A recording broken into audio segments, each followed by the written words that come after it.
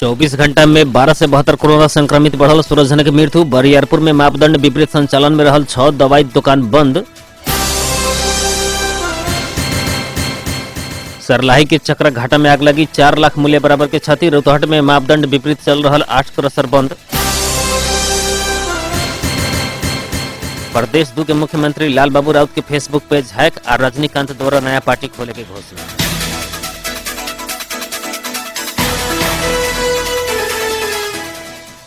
नमस्कार। 12 जिला के सिमरौनगढ़ में रहल रेडियो बादल 89 मेगाहर्ट्ज आ सरलाही के गोड़िया बाजार में रहल रेडियो बंधन 99.2 मेगाहर्ट्ज तथा इंटरनेट ऑनलाइन के www.radiobadal.com। ऐसा ही रेडियो बंधन.com साथे हमरो पात्रों पर दुनिया भर के साथ प्रसारण हो रहल बादल खबर में स्वागत करता हम नूर आलम बादशाह। अब खबर विस्तार में। नेपाल में पिछला 24 घंटा में थप 12 से 72 जने में कोरोना वायरस के संक्रमण पुष्टि भइल बाटे। इस संगे कोरोना संक्रमित के संख्या 2,38,861 पुगल बाटे। स्वास्थ्य तथा जनसंख्या मंत्रालय के अनुसार अभी तक कोरोना के सक्रिय संक्रमित के संख्या 15,447 रहल बाटे। इससे पहले बीएफए के तथ्यांक अनुसार नेपाल में कोरोना संक्रमित के संख्या 2,37,589 रहे। पिछला 24 घंटा में थप 15 से 75 जने कोरोना संक्रमित मुक्त भइल बानी। इस संगे नेपाल में कोरोना संक्रमण होके ठीक होके वाला के संख्या अभी तक 2,21,847 पुगल बाटे। नेपाल में पिछला 24 घंटा में थप 16 जने की कोरोना वायरस के संक्रमण के कारण मृत्यु भइल स्वास्थ्य तथा जनसंख्या मंत्रालय पुष्टि कइले बाटे। इस संगे नेपाल में कोरोना से जान गंवावे वाला के संख्या 15 से 67 पुगल बा। वीरगंज में 50 करोड़ बराबर के जमीन के नकली कागजात बना के रजिस्ट्रेशन प्रकरण के अनुसंधान के क्रम में प्रहरी थप कुछ व्यक्ति लोग के पकड़ाव को ले बाटे। 50 करोड़ के जमीन के 50 लाख रुपया बना देहल गिरधारी लाल अग्रवाल के परसा प्रहरी काल पकड़ाव के ले बाटे। जगह प्रकरण में उनकरा समेत संलग्नता देखल गईला से उनका के भी पकड़ाव कल गेल परसा प्रहरी जानकारी दिल बाटे। प्रहरी अनुसंधान के ही क्रम में मालपोत कार्यालय के लेखन दास सब परमेश प्रसाद आ अमर कुमार गुप्ता के पकड़ाव कर चुकल बाटे। प्रहरी की केंद्रीय अनुसंधान ब्यूरो काठमांडू से यह प्रकरण के मुख्य अभियुक्त मुकेश राज भंडारी बनल केवल प्रदान जंग बहादुर राणा के आसिन 25 गते काठमांडू से पकड़ाव करके परसा प्रहरी के जिम्मा लगैले रहे। वीरगंज से मालपोत कार्यालय से नकली कागजात के आधार में मर्केंटाइल के कार्यालय रहल होटल मकालू के पार्किंग से दक्षिण में रहल 50 करोड़ मूल्य बराबर के जमीन रजिस्ट्रेशन पास कल गेल रहे।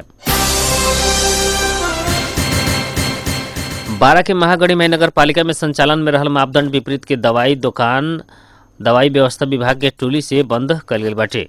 दवाई बिक्री करे वाला अनुमति पत्र लिहल तथा न लिहल तथा प्रतिबंधित दवाई सब बिक्री वितरण करहल कहत दुकान सब बंद करावल गल बाटे। दवाई व्यवस्था विभाग वीरगंज के टोली बाजार में नियमन विपरीत संचालन में रहल 6 गो दवाई दुकान बंद करैले बाटे। बंद कल गेल दुकान के संचालक सबके 3 दिन भीतर विभाग के कार्यालय में संपर्क करेला कहल गल बाटे। पूर्व सूचना बिना विभाग छापामारी शैली में दवाई दुकान बंद करावल कहत स्थानीय मेडिकल संचालक सब दुख व्यक्त कैले बा।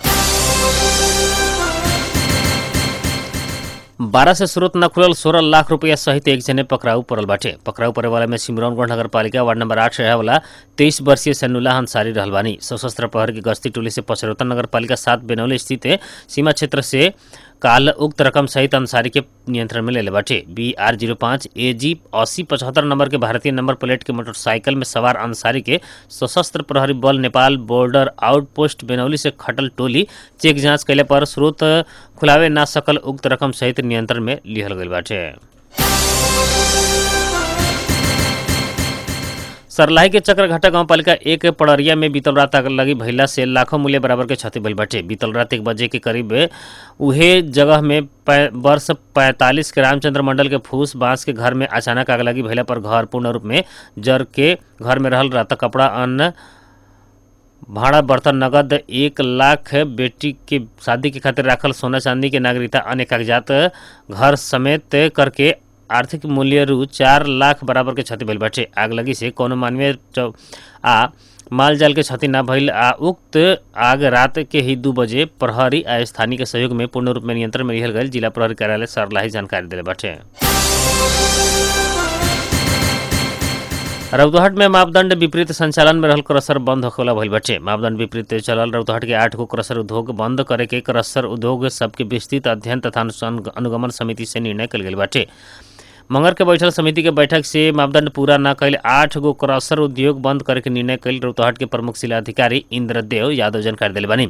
प्रतिवेदन के आधार में श्री राम जानकी क्रशर उद्योग बिरदावन नगरपालिका 6 हरसाहा, सुमुख क्रशर उद्योग फतुआ विजयपुर नगरपालिका 8, शिवशंकर क्रशर उद्योग गडोरा नगरपालिका महमदपुर, संकट मोचन वाशिंग उद्योग बिरदावन नगरपालिका 1, शिवम बालुआ वाशिंग उद्योग बिरदावन नगरपालिका 1, आश्रय असफाल्ट एंड क्रशर उद्योग चंद्रपुर नगरपालिका 8, न्याय बस्ती रमन सगरमाथा जेभी गुजरा नगरपालिका श्रेष्ठ धुकुछु मृत संजीवनी जेभी फतुआ विजयपुर के बंद करे के निर्णय भइल बाटे।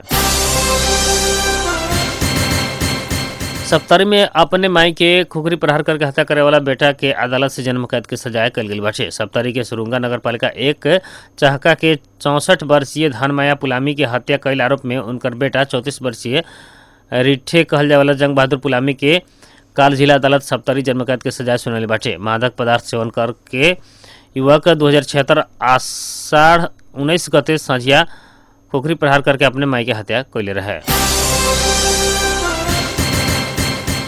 नया शैक्षिक सत्र कक्षा 12 के अंतिम परीक्षा के खातिर फार्म भरे से पहले कक्षा 11 के विद्यार्थी के नतीजा भेजेला संबद्ध विद्यालय सबके राष्ट्रीय परीक्षा बोर्ड निर्देशन दिले बाटे।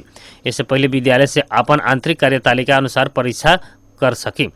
पुराना शैक्षिक सत्र के कक्षा 12 की परीक्षा करीब 8 महीने बाद भइला से नया शैक्षिक सत्र के व्यवस्थापन के खातिर ऐसन गृह कार्य कैल गई। बोर्ड के अध्यक्ष प्रधानाध्यापक डॉक्टर चंद्रमणि पटेल जानकारी दिले बानी। उनका अनुसार कक्षा 12 के परीक्षा के अंतिम फार्म भरे से पहले कक्षा 11 के परीक्षा लेके नतीजा प्रकाशन के काम विद्यालय से कर सके के तालिका रहल बाटे।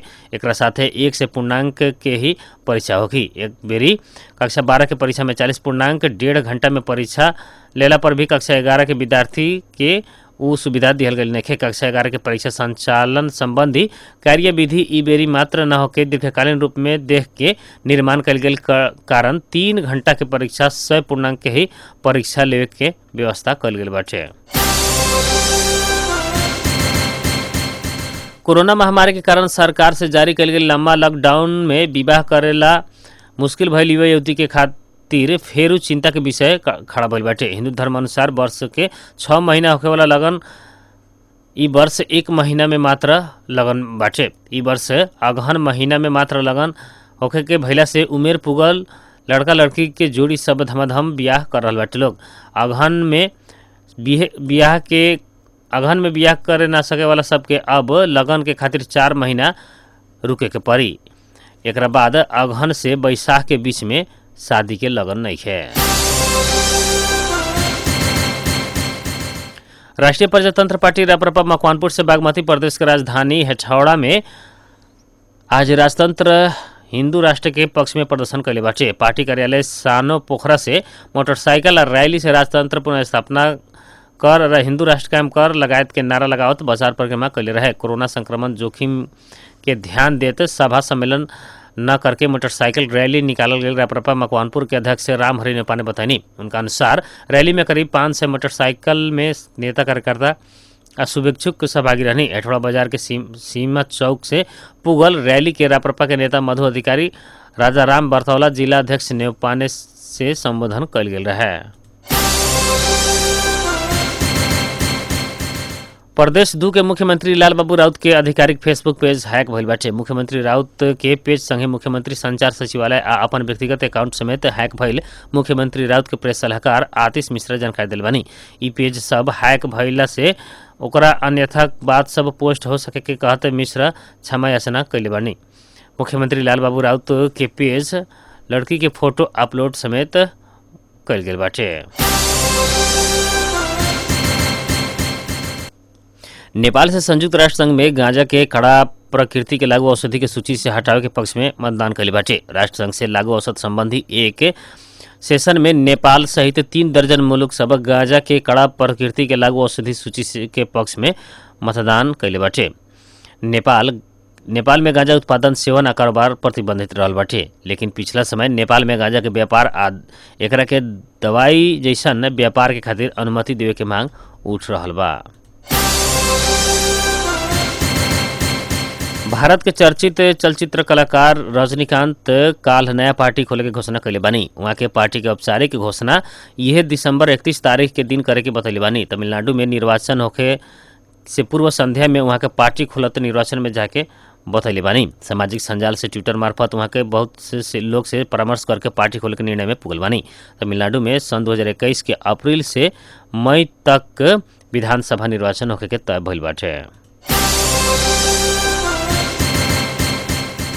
अब मौसम संबंधी जानकारी। रेडियो बादल 89 मेगाहर्ट्ज द्वारा मापन कयल गेल अनुसार सिमरौनगढ़ आ सरलाही के गोड़िता लगायत के आसपास के क्षेत्र के अभी के न्यूनतम तापक्रम 24 डिग्री सेल्सियस रहल बा। इसी आज सवेरे 21 दोपहर 27 डिग्री सेल्सियस रहल रहे आज रात में 18 डिग्री सेल्सियस तापक्रम रहे के अनुमान कयल गेल बा। ऐसे ही आज सवेरे 6:38 में बेर उगल रहे तो संझिया 5:11 में बेर डूबल बा।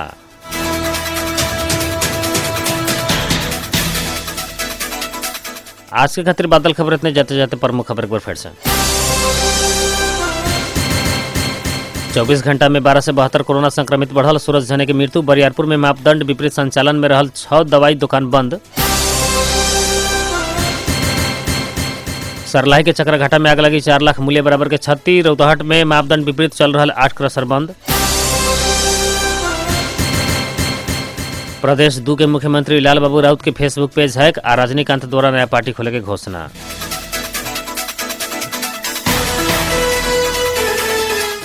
बारह जिले के सिमरौनगढ़ में रहल रेडियो बादल 89 मेगाहर्ट्ज आ सरलाही के गोड़िया बाजार में रहल रेडियो बंधन 99.2 मेगाहर्ट्ज तथा इंटरनेट ऑनलाइन के www.radiobadal.com ऐसे ही radiobandhan.com साथ आम्र पात्रों पर दुनिया भर के साथ प्रसारण हो रहा। बादल खबर से प्राविधिक मित्र इसके भोजपुरिया सहित हम नूर आलम बादशाह के विदा दी। नमस्कार।